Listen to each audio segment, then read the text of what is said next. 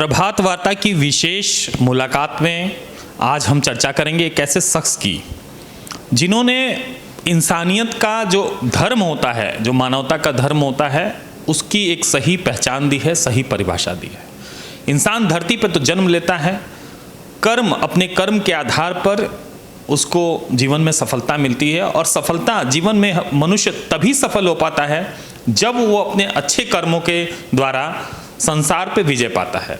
और हम ऐसे ही एक शख्स की चर्चा करेंगे जो शिवहम बालाजी ट्रस्ट के कर्ता धर्ता भी हैं और अपनी रोटी के माध्यम से न जाने लाखों लोगों को वर्ष भर में रोटियां देते हैं और लोगों के घर में एक जो लोग भूखे होते हैं उनको जब भोजन मिलता है तो स्वाभाविक है कि इससे बड़ा सुकून दिल को और कुछ भी नहीं मिलता है और इंसानियत का ये सबसे बड़ा धर्म है।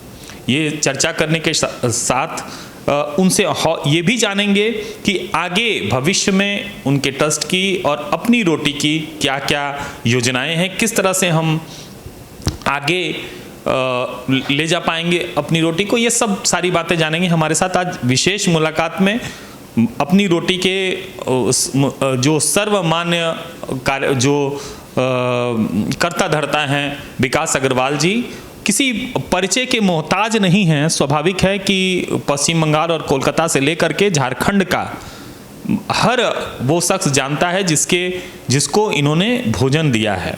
करीब 10 लाख से ऊपर लोग वर्ष भर में जो जाते हैं बाबा वैद्यनाथ की नगरी, उनको भी उनका भोजन का सच्चा सुख मिलता है। और स्वाभाविक है कि हर तरह की व्यवस्थाओं से जो आश्रम है वह हर तरह की व्यवस्थाओं से एक व्यक्ति को जो उसको चाहिए वो उसको मिलता है और बाबा की नगरी में वो दर्शन कर पाता है। हमारे साथ विकास अग्रवाल जी हैं, जानेंगे कि आगे की आपकी क्या योजनाएं हैं और क्या ये आपकी सोच क्या है, इनके भी बारे में। बहुत बहुत स्वागत है। नमस्ते, धन्यवाद।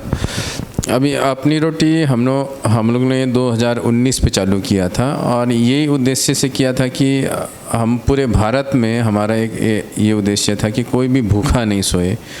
हम चाहते हैं कि हर आदमी को कम से कम एक टाइम का खाना जो है हम लोग दे पाएँ। और अपनी रोटी एक मोबाइल फूड वैन है जिसमें हम लोग ने एक ऑटोमेटिक रोटी वेंडिंग मशीन लगाई हुई है। उस मशीन के तहत करीबन 1 घंटे पे 1000 रोटियां निकलती है और उसमें हम लोग अचार, मीठा बूंदिया के साथ में उस वैन को हम लोग हमारे पास 3 वैन है जो पश्चिम बंगाल, झारखंड और अन्य जगहों में है। और एक वैन करीबन 1500 लोगों को एवरीडे भोजन खिला रही है। और ये भोजन जो खिलाते हैं वो उनकी आँखों के सामने बनता है और बहुत पौष्टिक और न्यूट्रिशियस है। और अब करीबन हमको 2019 से लेके कोविड के टाइम में भी ये काफ़ी कारगर साबित हुई है। काफ़ी लोगों को हम लोग ने भोजन करवा पाए इसमें। और करीबन 2 लोग इस वैन में लगते हैं और 2 वैन अगर सारा दिन लगे तो 2000-3000 लोगों को भोजन करवा देती है। हमारा आगे का अभी अगर आप देखो 2019 से लेके अभी तक हम लोग ने करीबन 20 लाख लोगों को भोजन प्राप्त करवाया है। इसके अलावा हमारी एक आश्रम है देवघर में, जो जितने सावन में कांवड़िया जो आते हैं सावन भादव में, उनको लिए रहने का, खाने का, भोजन, हेल्थ फैसिलिटी सारा प्रोवाइड। वहाँ भी सावन में इस बार करीबन 10 लाख से अधिक लोगों को हम लोग ने सेवा दी है। एक सबसे बड़ी चीज़ जानना चाहते हैं विकास जी कि ऐसा विचार आपके मन में कब कैसे आया और क्यों आया कि लोगों तक भोजन पहुँचाना चाहिए?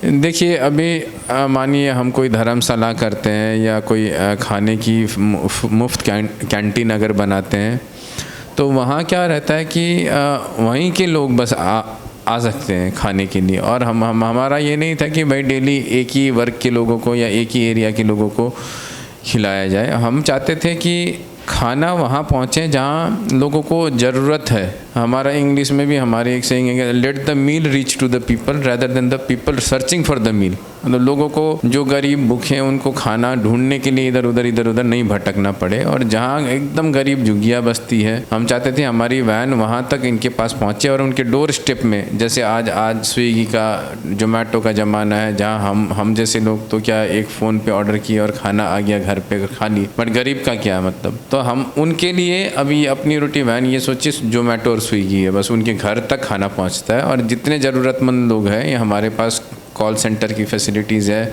मानिए कहीं आग लग गई, कहीं कोई भी अगर नेचुरल डिजास्टर होता है तो हमारी वैन को फ़ोन करते हैं, वो पहुंच जाती है। 15 मिनट के अंदर में कितनी भी फैमिली हो उनको खाना खिला के आ जाते हैं हम लोग। आप कोलकाता के एक जाने माने उद्योगपतियों में से हैं, यूँ कहें तो युवा उद्योगपतियों में से हैं। इस तरह के जो कार्य हैं, यहाँ से लेके आप झारखंड तक पूरा अपना समय देते हैं, कैसे ये संभव कर लेते हैं? देखिए, अब ये तो मन की बात है अब, और हम भगवान पर बहुत ही ज़्यादा आस्था रखते हैं, और आज जो भी हैं हम मानते हैं कि भगवान का सारा दिया हुआ है। ऐसा है, giving back to the society जो बोलते हैं। और मेरी मदर से भी काफ़ी प्रेरणा मेरे को मिली। हमारी पिताजी है नहीं, और मदर ने हमेशा हमको सिखाया कि कभी भी अगर आप सक्सेसफुल बन जाओ तो सोसाइटी, जो आपके जो पुराने दिन थे, और मतलब सोसाइटी को देना मत भूलना। और हम तो वही, हमको जिसने दिया हम उन्हीं को लौटा रहे हैं। हमारा तो कुछ है ही नहीं। मानिए हमको देने वाले भगवान थे। आज बाबा बैद्यनाथ धाम के वजह से, उनके आशीर्वाद से, मानिए हमको जो भी आज हम हैं, आज उनके आशीर्वाद से। और जितना हो सकता है हम अपना समय, और वास्तविक में अभी जितना टाइम हमको देना चाहिए हम कोशिश करते हैं कि भाई हम अपने दें उधर। पूरे सावन के महीने में आप झारखंड में देवघर में रह करके भक्तजनों की सेवा करते हैं।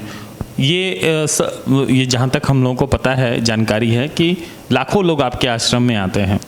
तो और क्या क्या सुविधाएं वहाँ पे देते हैं, और आगे भविष्य में क्या करने का विचार है बैद्यनाथ धाम? देखिए, सुल्तानगंज से लेके देवघर के बीच में हमारा मानना है कि हमारा जो आश्रम है शिवहम बालाजी सेवा ट्रस्ट, हमने अपने तरफ से कोशिशें ऐसे की है कि सारी सुविधाएं, जैसे आपको भोजन है, चाय है, नींबू पानी है, उसके बाद गर्म पानी का कुंड है, मेडिकल फैसिलिटीज़ है, रहने की सुविधाएं हैं, शौचालय की सुविधाएं हैं, स्नान की सुविधाएं, हर वो सुविधाएं जो कांवड़ियों की ज़रूरत है वो हम लोग ने वहाँ पे, और साफ़ सफाई हर चीज़ वहाँ हमने मेंटेन किया। यहाँ तक कि जो फास्टिंग में रहते हैं, जो भोजन नहीं करते, उनके लिए फलार का भी हमने वहाँ पे व्यवस्था किया हुआ है। और लाखों लोग जो भी हमारे धर्मशाला में आए और उनका लाभ जिनको मिला है, करीबन मेरे को लगता है इस सावन में 10 लाख लोग थे। और ये मैं बाबा की कृपा मानता हूँ कि हमें ये मौका बाबा ने दिया कि हम अपना समय,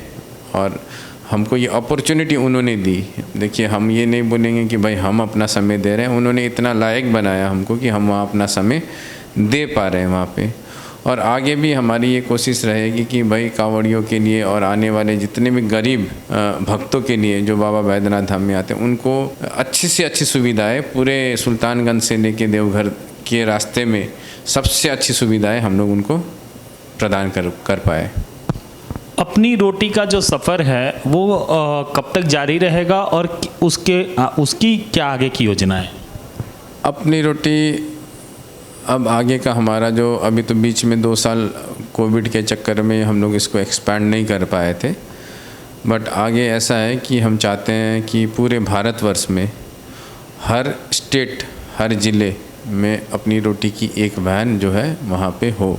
और ये प्रयास हमारा जारी है। हमको लग रहा है आने वाले करीबन 2-3 साल, 4 साल के अंदर में हम लोग भारत के अंदर में हर वो जगह में अपनी रोटी की एक वैन रहेगी। और हमारा ये प्रयास है कि भाई हम कोई किसी भी गरीब से गरीब इलाके में, गांव में, शहरों में कोई भी आदमी भूखा नहीं सोए। और हमारा खुद का एक ऐसा है कि भाई हम कम से कम आज जो हम 1 साल में 20 लाख लोगों को, या 2 साल में 20 लाख लोगों को जो भोजन हम दिए, हमारा एक टारगेट हमने ऐसा बनाया है कि एज़ पर दी गवर्नमेंट फिगर्स कि भाई हम 1 साल में कम से कम 5 करोड़ लोगों को अपनी रोटी के माध्यम से कम 5 करोड़ लोगों को भोजन प्रदान हो, वो पूरे भारतवर्ष में।